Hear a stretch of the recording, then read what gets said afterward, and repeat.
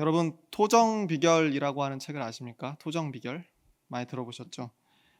조선시대 학자 중에 이지함이라고 하는 분이 쓴 책이다라고 그렇게 알려져 있습니다. 그런데 역사학자들에 의하면 그게 정말로 그 이지함이라고 하는 분이 썼는지는 알 수 없다라고 이야기합니다. 그래서 다른 이 자료에 의해서 쓰여지고 이 이지함이라는 그 이름에 이렇게 좀 깃대어서 유명하게 또 많은 사람들에게 읽히기 위해서 그렇게 이름이 붙여졌는지는 알 수가 없습니다. 그런데 이지함이라고 하는 분의 호가 토정이었다고 합니다. 토정. 그래서 이 토정의 비결이다라고 해서 토정비결 그런 이름이 붙었다라고 이야기되어 있습니다. 그래서 이 책은 아마 우리가 운세를 볼 때 널리 쓰이는 그런 책입니다. 아마 그러면 이제 기억을 하실 겁니다. 토정비결이라고 하는 것이 운세를 나타내는 그런 책이다.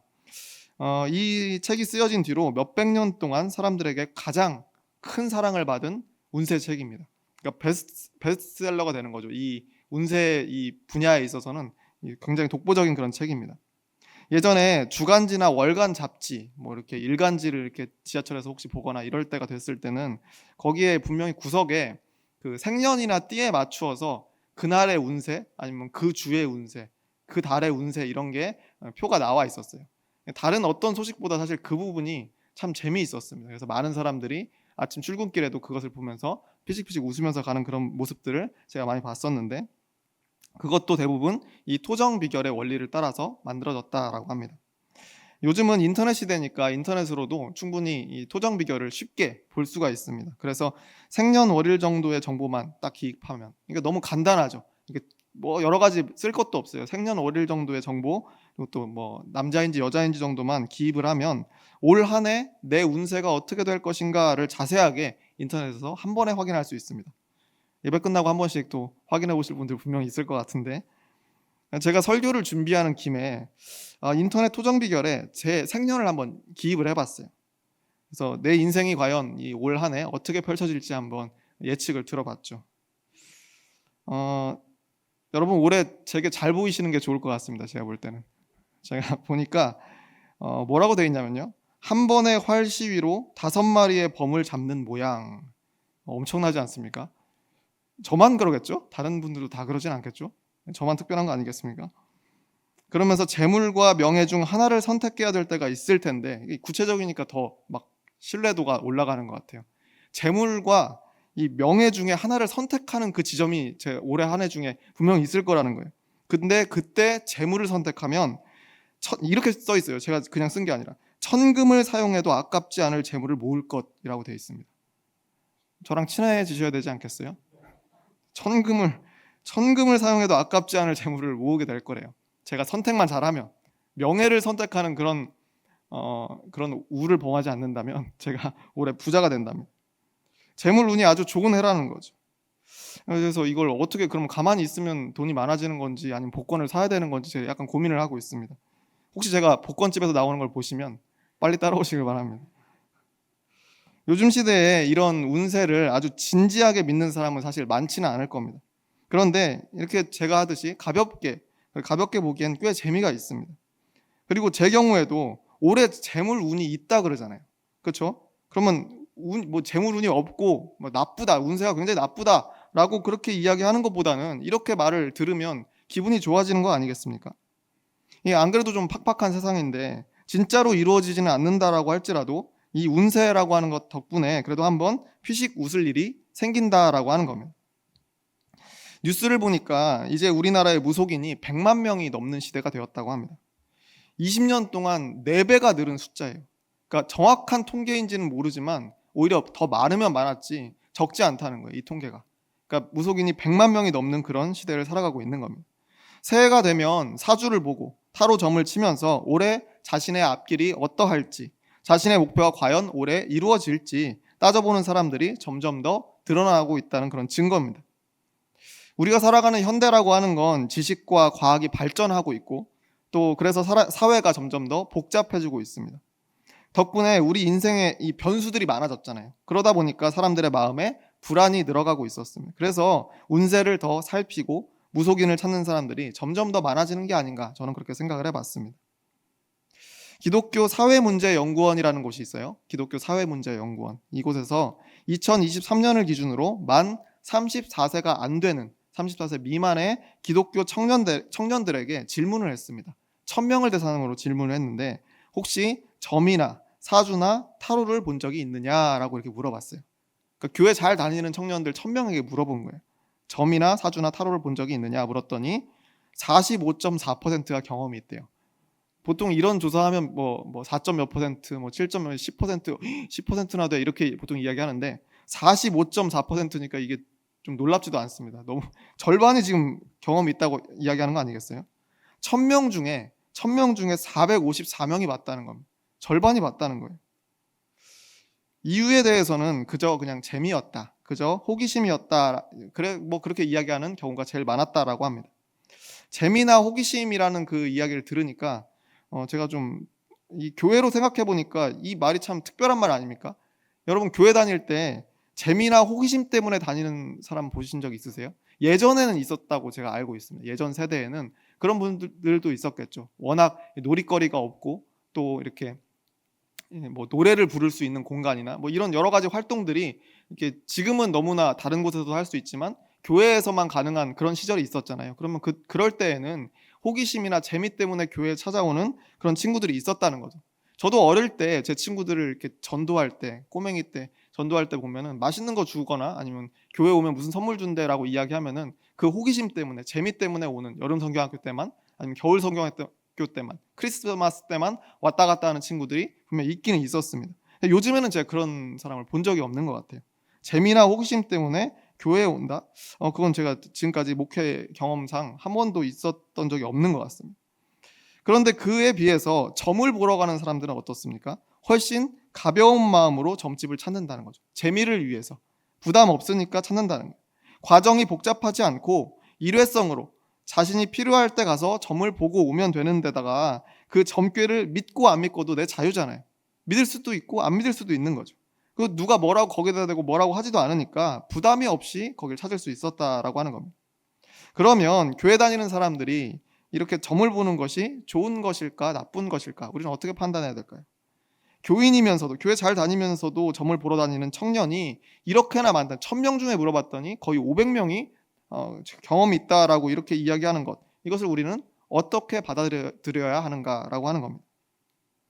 사실 청년들의 입장에서 생각해 보면 좀 그런 것 같아요. 교회에 다니고 있고 하나님을 믿기는 믿는데 그래서 내 하나님께 내 새해 운명에 대해서 또 내 미래에 대해서 좀 한번 물어보고 싶은 마음은 분명히 있는데 왠지 하나님께는 그럴 수가 없을 것 같은 그런 마음, 하나님께는 왠지 물어보기가 좀 꺼려지는 그런 마음이 있지 않겠습니까? 여러분도 공감되시죠? 아마 그렇게 한번 생각해 보세요. 올 한 해의 운세를, 그 정도의 그 운세를 아는 것에 하나님께 기도하면서 내가 어떻게 될지 그걸 물어보는 게 쉽지 않을 것 같습니다. 그러니까 이런 마음이 있으니까 더 가볍고 책임감 없이 자유롭게 재미로 자신의 미래가 어떻다라고 하는 그 말을 듣고 싶어서 점집을 찾는 것이 아닌가, 저는 그렇게 한번 해석을 해봤습니다. 근데 확실한 것은 운세를 보는 것이 교회 다니는 것보다 더 부담 없고 가볍고 재미있다라고 하는 것은 확실합니다. 그래서 교인은 점점 줄어가고 있지만 점집에 다니는 사람들은 점점 늘어나고 있는 것이 아닌가 생각을 해보는 거죠. 어떤 사람은 신문 구석에 있는 믿거나 말거나 식의 서로 그냥 재미를 위해서 새해 운세표를 보면서 그저 한번 웃고 그냥 마는 사람, 그런 사람들도 분명히 있을 것이고, 또 복채를 내고 정식으로 자신의 미래를 듣고 싶어서 진지하게 이 점집에 다녀오는 사람도 분명히 있을 겁니다. 특히 이 복채를 내고 무속인을 만나고 온 사람들의 후기를 제가 들어보니까 무당이 콕 집어서 언제 무슨 일이 있을 것이다 라고 이렇게 말해주는 건 아니래요. 그렇게 속 시원하게 이야기해 주는 건 아니라고 합니다. 대신 이렇게 얘기한대요. 올해는 좀 재물운이 없을 것 같긴 하지만 2년쯤 후에 재물운이 있네요. 그러니까 그에 맞는 일을 올해 천천히 준비해 보시는 건 어떻겠습니까? 라고 굉장히 정중하고 또 이렇게 아주 뭐라고 할까요? 고급스럽게, 그리고 마음이 다치지 않게 잘 표현을 해준다라고 합니다. 그래서 앞길이, 이 말을 들으면 앞길이 좀 어떻게 풀릴지 캄캄했던 사람이라고 한다면 이 점괘를 들으면서 2년 후를 희망하게 되는 거죠. 2년 정도는 여전히 나아지는 것이 없을지라도 괜찮다는 거예요. 왜냐하면 점괘에서 그럴 거라고 이미 예측을 했으니까 큰 기대 없이 지내도 괜찮다라고 하는 겁니다. 대신 재물 운이 있다는 2년 후를 기대하면서 준비하면서, 현재를 준비하면서 지낼 수 있게 된다는 거예요. 다시 말해서 점괘가 미래를 알려줌으로써 현재 나의 삶을 바꿀 수 있다는 거예요. 이건 어떻게 보면 긍정적인 효과라고 볼 수도 있을 것 같아요. 그런데 여기서 우리가 한 가지 반드시 기억해야 될 것이 있습니다. 무속인들을 통해서 점괘를 보거나 책을 보면서 운세를 읽어서 내 현재를 변화시켜 갈 때, 그리고 그 점괘에 따라서 내 길을 바꾸어 갈 때 과연 그 끝이, 그 마지막이 결국에는 옳은 방향인가 아닌가를 아무도 책임져 주는 사람이 없다는 겁니다. 운세를 보고 점집을 다니면서 단순히 마음의 위안이나 재미를 추구하는 것, 그 정도는 큰 문제가 없을 수도 있습니다. 그런데 그것 때문에 내 삶이 변화되기 시작하고 내 길을 어디로 선택할지 모르다가 그 점괘 때문에 이 길을 선택해야지라고 그 운세에 맞추어서 내 길을, 인생의 길을 바꾸어 가기 시작하면 그 끝을 알 수 없기 때문에 위험하다는 것. 내가 택한 그 길이 과연 어디에 도착하게 될 것인가에 대해서 이 점괘는 책임져 주지 않습니다. 이 운세가 그것을 책임져 주지 않는다는 것. 그래서 그것을 우리는 반드시 기억해야 됩니다. 우리는 한번 생각해 봐야 됩니다. 우리가 바램들이 누구나 가지고 있죠. 소소하고 사사로운 바램들이 있습니다. 이런 일들이 좀 풀리면 좋겠고, 나한테 이런 문제가 있고, 또 올 한 해에는 좀 이런 내가 행운을 좀 가졌으면 좋겠다, 막 이런 바램들이 다 있지 않습니까? 마음속에 품고 있는 소원들이 있다는 거죠. 그런데 그 소원들이, 그 마음속에 품고 있는 바램들이 전부 이루어지면 어떻게 될까요? 진짜 정말 다 이루어지면 그러면 우리의 인생이 정말 성공하게 되는 겁니까? 점괘가 다 들어맞아서 내 앞길이 예상대로 다 펼쳐진다라고 한다면 정녕 우리의 삶이 행복해질 것인가 하는 이야기입니다. 운세라고 하는 것은 가끔 미래를 맞출 수도 있습니다. 그럴지는 몰라도 결코 그 미래를 책임져 주지는 않습니다. 우리의 인생이 어떠할지 미리 알려줄지는 몰라도 우리 인생을 더 좋은 삶이 되도록 책임져 주지 않는다는 말입니다. 혹시나 내 바람이 이루어지는 점괘가 나왔고 실제로 모든 것이 내 뜻대로 계속 풀려가는 것 같을지라도 내 인생 전체를 놓고 볼 때 그것이 진짜 복인가 화인가 판단해 주지도 않고 책임져 주지도 않는다라는 이야기입니다. 분명히 운세는 복잡하지 않고 간단합니다. 쉽고 부담이 없어서 좋아하는 사람들이 참 많습니다. 그런데 우리의 신앙이라고 하는 것은 그것과는 반대죠. 복잡하고 어렵습니다. 간단한 운세를 하나님께 물어보기에는 오히려 마음속에 부담이 먼저 찾아온다는 이야기입니다. 아까 말씀드린 대로 청년들이 교회에 잘 다니면서도 사주와 타로와 점을 보러 그렇게들 다니는 이유가 바로 거기에 있겠죠. 우리의 신앙이 어렵기 때문에, 단순하지 않기 때문에, 복잡하기 때문에, 어렵고 고차원적이기 때문에, 그래서 부담되고 조심스럽다라고 하는 겁니다. 왜 우리의 신앙은 이렇게 어려운 건가? 왜 이렇게 복잡한가? 좀 더 재밌으면 좋지 않을까? 근데 그래야만 한다는 거죠. 왜 그러냐? 그것은 하나님을 믿는 신앙은 인생을 책임져 주기 때문에 그렇습니다. 마태복음 19장 16절 말씀에 보면 이런 말씀이 있어요. 어떤 한 사람이 예수를 찾아와서 자신의 미래에 대한 고민을 털어놓는 장면인데 이렇게 돼 있습니다. 어떤 사람이 주께 와서 이르되 선생님이여 내가 무슨 선한 일을 하여야 영생을 얻으리이까? 자신의 미래에 언젠가 분명히 생명이 끝나게 될 것을 이 사람이 알고 있습니다. 그래서 그 시점이 찾아올 텐데 어떻게 영원한 생명을 얻을 수 있을지 궁금하다라고 하면서 예수님을 찾아왔다는 겁니다.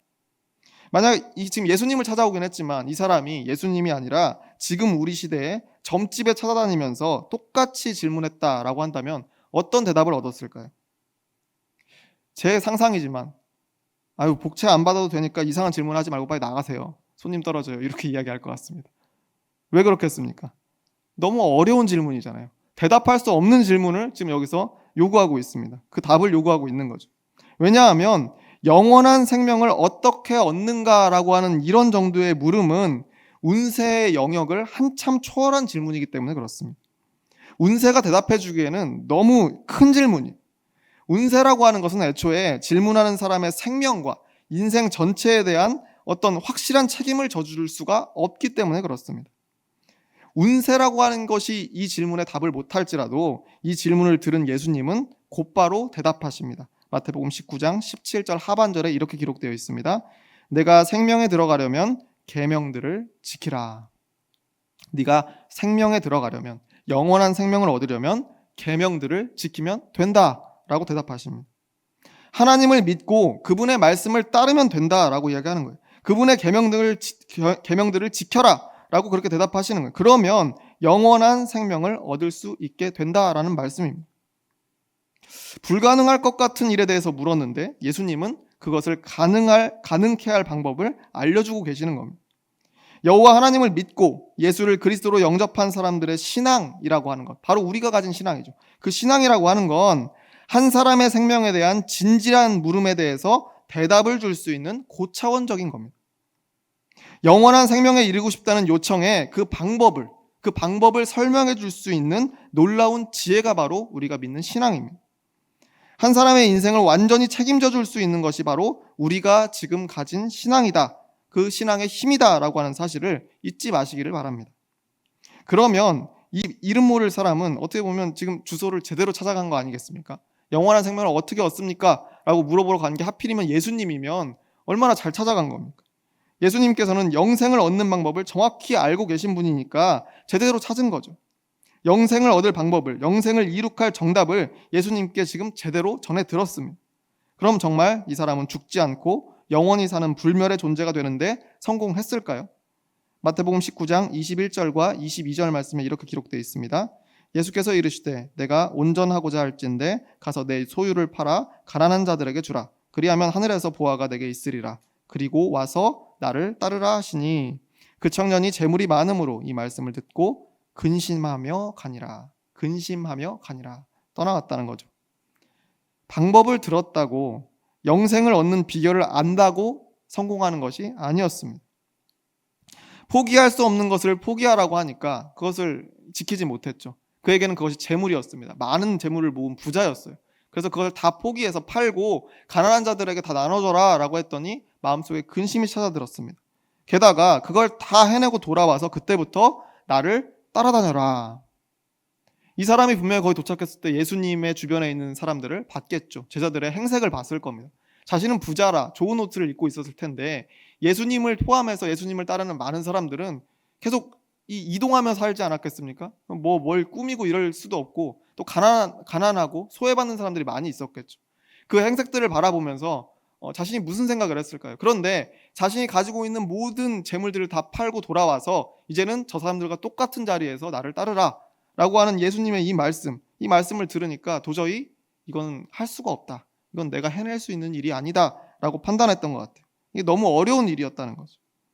그래서 아마 이 사람이 떠난 겁니다. 그래서 떠난 이 사람이 아마 제 생각에는 좀 더 덜 복잡하고 덜 어렵고 듣기 좋은 소리를 해주는 사람을 다시 또 찾아서 헤매지 않았을까라고 저는 그렇게 상상을 해봅니다. 그런데 이 사람은 예수님이 말씀하신 이 방법이 너무 어렵다라고 할지라도 그 길을 따랐어야 했습니다. 대체 영생을 얻는 것과 힘들게 모은 내 재물을 조건 없이 다 나눠주는 게 무슨 관계가 있냐 이해하지 못했다라고 할지라도 예수님의 이 말씀에 순종해야 됐습니다. 일찍이 하나님께서는 선지자 이사야를 통해서 당신의 뜻을 말씀하신 적이 있는데 이사야 55장 88절 말씀입니다. 이렇게 되어 있습니다. 이는 내 생각이 너희의 생각과 다르며 내 길은 너희의 길과 다름이니라. 여호와의 말씀이니라. 그러면서 이는 하늘이 땅보다 높음 같이 내 길은 너희의 길보다 높으며 내 생각은 너희의 생각보다 높음이니라. 내 입에서 나가는 말도 이와 같이 헛되이 내게로 되돌아오지 아니하고 나의 기뻐하는 뜻을 이루며 내가 보낸 일에 형통함이니라. 내 생각이 너희의 생각과 다르며 내 길은 너희의 길과 다름이니라 라고 분명히 하나님께서 말씀하셨습니다. 하나님의 뜻은 우리의 생각과 지혜를 한참이나 뛰어넘는다는 말씀이죠. 그래서 당장은 하나님의 뜻대로 사는 것이 정말 이게 나한테 좋은 일인가? 그럼 아닌가? 그것을 드러나지가 않습니다. 그것이. 그러나 11절 말씀에서 보듯이 결국에는 나의 기뻐하는 뜻을 이루며 내가 보낸 일에 형통할 것이다 라고 하나님께서 약속해 주셨다는 겁니다. 하나님이 하시는 일을 우리가 이해하지 못할지라도 결국에는 형통하게 이끄실 것이다 라고 하는 그 말씀이 여기 담겨 있는 겁니다. 그러니까 그 사람은 예수님의 이 대답을 이해하지 못하고 동의할 수 없었을지라도 그 방법을 따르면서 예수님을 따르는 그 길에 있었다라고 한다면 결국에는 그가 원하는 바를 이룰 수 있었을 것이다라는 겁니다. 그런데 당장 눈앞에 펼쳐지는 어려움을 견디지 못하고 예수를 떠나버렸던 겁니다. 내 생각이 너희의 생각과 다르며 내 길은 너희의 길과 다름이라. 이 말씀에 따르면 믿음이라고 하는 것, 신앙이라고 하는 것, 그것은 우리에게 복잡하고 어려운 길로 느껴지는 것이 당연한 겁니다. 왜 그렇습니까? 하나님의 뜻을 따르는 길이니까 그렇습니다. 하나님은 우리의 지혜를 아득히 넘어서는 분이니까 그렇습니다. 내 생각과 너희의 생각이 다르다고 말씀하셨기 때문에, 그런 분이기 때문에 그렇다는 겁니다. 그러니까 어려운 거죠. 신앙의 길은 복잡하고. 그러니까 적당한 복채를 내면 궁금했던 것에 대해서 금방 답을 얻을 수 있는 그런 운세와는 완전히 다를 수밖에 없다는 겁니다. 그런데 분명한 것은 우리가 가는 이 길이 어렵고 복잡하다고 할지라도 이 길에 서 있으면 하나님께서 우리의 인생을 책임져 주신다는 겁니다. 믿는다고 해서 당장 내 바람들이 이루어지지 않을 수 있습니다. 막혀있던 문제들이 술술 풀려가는 과정이 우리 눈앞에 보이지 않을 수 있어요. 그러나 결국에는 가장 좋은 길로 우리를 인도해 주신다라고 하는 사실, 가장 선한 길을 가도록 하나님께서 책임져 주신다는 사실을 우리는 믿어야 됩니다. 그래서 예수님은 오늘 본문 마태복음 6장 33절 말씀에서 이렇게 이야기하셨습니다. 그런즉 너희는 먼저 그의 나라와 그의 의를 구하라. 그리하면 이 모든 것을 너희에게 더하시리라. 아멘. 우리 한 번 더 같이 읽어볼까요? 시작. 그런즉 너희는 먼저 그의 나라와 그의 의를 구하라. 그리하면 이 모든 것을 너희에게 더하시리라. 아멘. 그의 나라와 그의 의를 구하라는 게 무슨 말씀입니까? 하나님의 뜻을 알고 그 계명들을 지켜 행하라라는 말씀이잖아요. 아까 영생을 얻기 위해서, 영원한 삶을 위해서 찾아왔던 그 어떤 이름 모를 사람, 그 사람에게 예수님이 말씀하신 내용과 똑같지 않습니까? 하나님의 뜻대로 사는 것을 가장 중요한 목표로 삼고 인생을 살아가면 오히려 사사로이 걱정하는 모든 것들도 다 때에 맞추어서 풀려갈 것이다 라고 하는 축복의 말씀입니다. 예수님은 이어서 또 이렇게 말씀하십니다. 34절 말씀입니다. 그러므로 내일 일을 위하여 염려하지 말라. 내일 일은 내일이 염려할 것이요 한날의 괴로움은 그날로 족하니라. 아멘. 내일 일을 위하여 염려하는 삶을 살기 때문에 우리는 새해에 매번 운세표를 펼칩니다. 내일이 염려스러워서, 이번 주가 염려스러워서, 이달이 좀 염려가 돼서, 이번 연도가 걱정이라서 토정 비결표에 대고 내 생년월일을 거기에 이렇게 조심스럽게 넣어보는 거 아니겠습니까? 그런데 예수님께서는 오늘 본문 말씀을 통해서 그런 염려를 하지 말라고 말씀하고 계십니다. 내일 일은 내일에게 맡겨두고 먼저 그의 나라와 그의 의를 구하라라고 말씀하시는 거예요. 먼저 그의 나라와 그의 의를 구하라. 하나님의 뜻대로 살아가는 것을 먼저 구하라는 겁니다. 그것에 집중하라는 거예요. 말씀하고 계시는 것, 이 말씀을 우리는 마음속에 깊이 새겨야 될 것 같습니다. 그러면 더 높고 고결한 가치를 쫓게 되고, 그 높고 고결한 가치를 쫓는 우리의 신앙의 그 인생 가운데, 분명히 그 여정 가운데 우리가 이 매일의 삶 속에서 걱정하는 사사로운 모든 부분까지도 하나님께서 다 책임져 주신다라고 그렇게 말씀하시는 겁니다. 그러니까 복잡하고 어려워도 이 길에 남아 있으라라고 그렇게 권면하시는 거죠. 마태복음 7장 9절 이하에서 예수님께서 또 이렇게 말씀하신 적이 있습니다. 너희 중에 누가 아들이 떡을 달라 하는데 돌을 주며 생선을 달라 하는데 뱀을 줄 사람이 있겠느냐? 너희가 악한 자라도 좋은 것으로 자식에게 줄 알거든. 하물며 하늘에 계신 너희 아버지께서 구하는 자에게 좋은 것으로 주시지 않겠느냐? 이렇게 말씀하신 적이 있습니다. 하나님은 어떤 분이라고요? 결국에는 좋은 것을 주시는 분이라는 겁니다.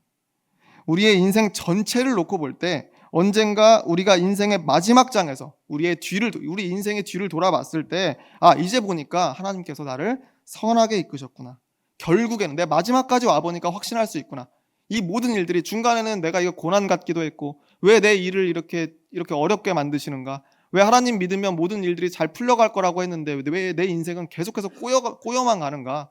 왜 나의 이 문제들을 하나님께 고백하고 또 하나님께 간절히 그렇게 구했는데 왜 응답해 주시지 않는가? 그런 일들이 많이 있었겠죠. 그런데 인생의 마지막 장에 가서 뒤를 돌아보니까 그 모든 일들이 결국에는 나를 선하게 이끄시는 하나님의 섭리였구나 라고 그때는 몰랐는데 이제 보니까 하나님께서 나를 가장 좋은 길로 이끌어 주셨던 거구나 라고 그렇게 확신하게 된다.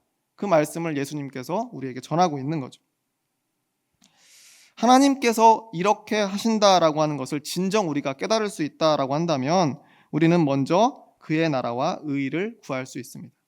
먼저 그의 나라와 의를 구할 수 있다는 거예요. 우리의 삶의 모든 필요보다 하나님의 나라를 먼저 우리가 생각할 수 있다는 거예요. 하나님의 뜻을 가장 우선으로 두고 살아갈 수 있다는 거예요. 내일이 두렵고 모레가 걱정이고 한 주가 불안하고 한 해가 막막하다라고 할지라도 내 형편보다, 당장 급한 내 형편보다도 하나님 나라를 먼저 구하게 되는 그런 삶을 살아갈 수 있다라고 하는 겁니다. 하나님께서 결국에는 가장 좋은 것을 주시는 분이고 가장 선한 길로 우리를 이끄실 것이라는 이 사실을 믿는다고만 한다면 우리는 이 한 해의 출발선에서 불안함과 두려움으로 사소한 것들에 마음 쓰기보다는 고결한 하나님의 뜻에 집중하며 살아갈 수 있다라고 하는 것, 그 사실을 여러분 기억하시길 바랍니다. 그래서 먼저 그의 나라와 의를 구하라 라고 하는 예수님의 음성을 떠올리면서 삶의 걱정과 두려움들을 넉넉히 이겨가는 한 해가 되기를 바랍니다. 여전히 한치 앞을 알 수 없고 또 볼 수 없어서 불안한 인생길, 그 인생길이 우리 앞에 펼쳐져 있습니다. 그렇지만 결국 가장 좋은 길로 인도하실 하나님을 신뢰하면서 영생과 구원의 확신으로 담대하게 하나님 백성다운 삶을 살아가는 그런 저와 여러분이 모두 되시기를 주의 이름으로 축원합니다. 기도하겠습니다.